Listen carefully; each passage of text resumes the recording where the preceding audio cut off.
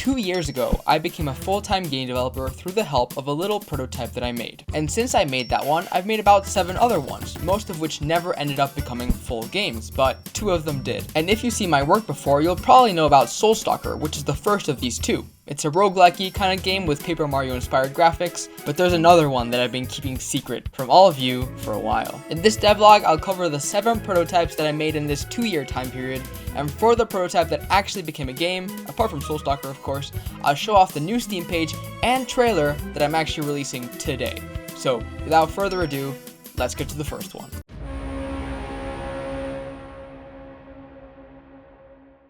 So, this is Railgun, a prototype I made in around late 2020 to 2021.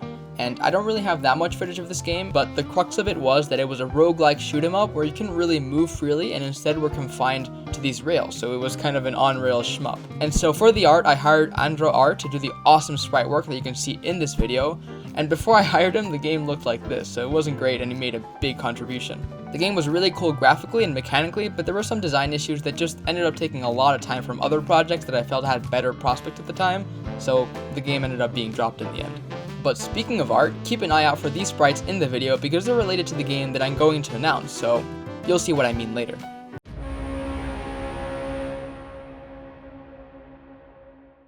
So this prototype never really had a name, but I temporarily called it Idle Ghosts. And you might be asking to yourself, why is it called Idle Ghosts? It doesn't really have any idle game elements, it just looks like a, top-down adventure game. And well, it's because the original concept of the game was going to be a mix of both. The gameplay loop involves going out and exploring and saving ghosts, and then you can use those ghosts to farm resources in your home base that kind of had idle element. I actually still really like this idea, and the action gameplay was quite good, but the problem was that I was so busy with my game at the time, in 2021 and 2022, that I couldn't really put the time that I wanted to. And you'll actually notice that I took a long break from prototypes between this one and the next one, and it's for this exact reason.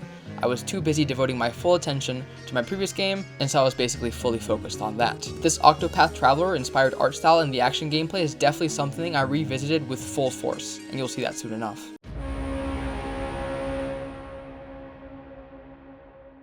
This next prototype doesn't have a name either, but it's a prototype that I made in October of 2022, so really not that long ago, and it was the first one I made after finishing my previous game. It's basically a card game RPG where instead of attacks, you use cards, and the main reason I wanted to make this one was to test out how animated characters would look like in the art style that I'm accustomed to developing in, since before all of this, all of my characters were basically single frames and they had, another frame for an expression or an attack pose or something like that, and then everything else was made more ghost-like with a shader, and attack animations were done with VFX and squash and stretch, so everything's very based on code instead of pre-baking everything into the sprites themselves. It's safe to say that this one went really well. We got Tim on board to do the animations and he did an amazing job, and we also made traversal and NPC interactions feel quite good as well. We even managed to get a Paper Mario style spin in there, and I definitely want to make a game in this style one day, but I'll leave it for the future for now. And speaking of the future, the next prototype after this one actually released.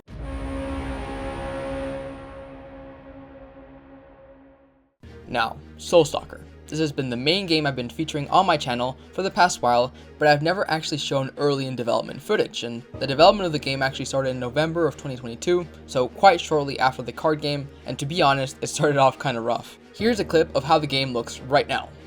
Pretty fluid and the graphics are pretty good, right? Well, this is how it started off.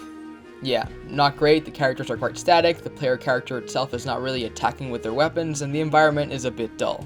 But I didn't let that deter me because I could really feel that there was something there, and I continue working on it over the next months. There's a lot more I can go into, like how there used to be a limit to passive items or how the maximum number of weapons used to be 6 instead of 4, but I'll leave that for another devlog because there's just so much to cover in this one. So yeah, in short, this is how Stalker looks right now, and I'm super excited to continue working on it, and it's going to release sometime this year.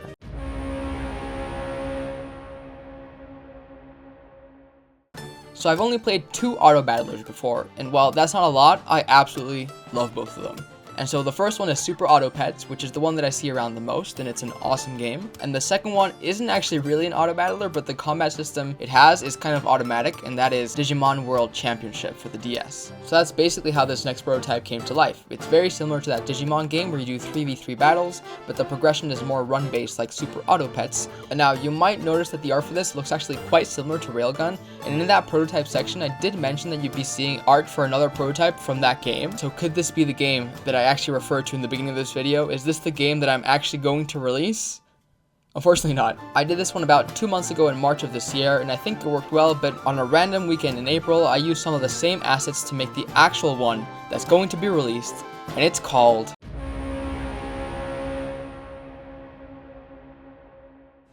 This is Synth Beasts, and in short, it's a cross between Zelda and Pokemon. You explore a post-apocalyptic lab island as a synthetic monster, and you can absorb all the powers of other monsters and transform into them and use their abilities. So you want to reach a switch that's just out of reach? Well, you can transform into a Scalagon and shoot a fireball at it to activate it.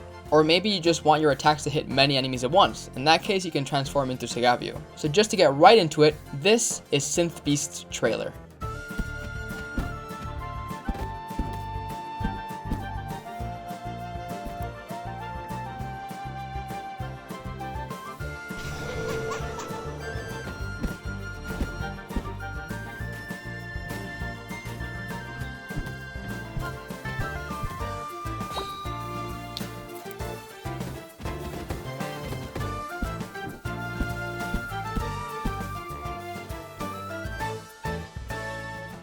So the first thing that you might be thinking is, how am I going to handle the development of 2 games at once? Don't I have Stalker to work on at the moment? And the reason for why I can handle this is because I've purposely chosen these 2 projects to complement each other perfectly. So for most of Stalker's development, I focus mostly on developing systems, and if you look at the roadmap for Stalker, we've done item reworks, multiple act implementations, weapon upgrade systems, and more. But after this one, it's actually all mostly content. We've now laid the groundwork to let the game fly with all of the early access feedback, and that involves a lot of testing, art creation, and other stuff that I'm not actually that involved in. As I said earlier, Tim is doing our awesome art, and we've got the other Tim, I know it's weird that we have 2 Tims, but we got the other Tim doing music. So I thought, since I'm mostly supervising now, it's the perfect time to take some of the freed up time and create a new initiative in my company, Radhood. And that's how I'd like to present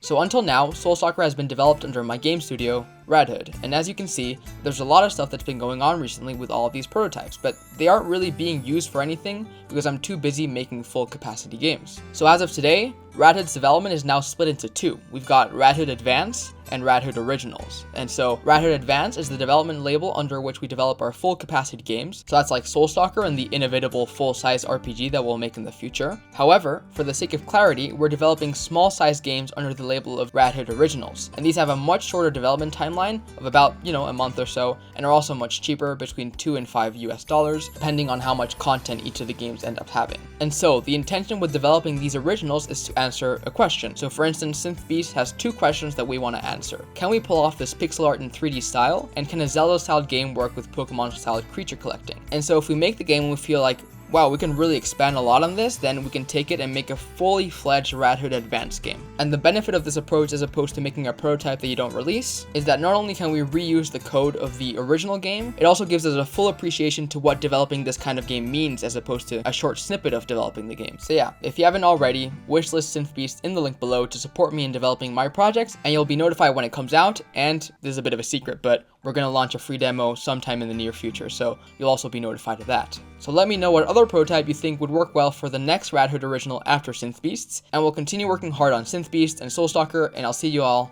next time.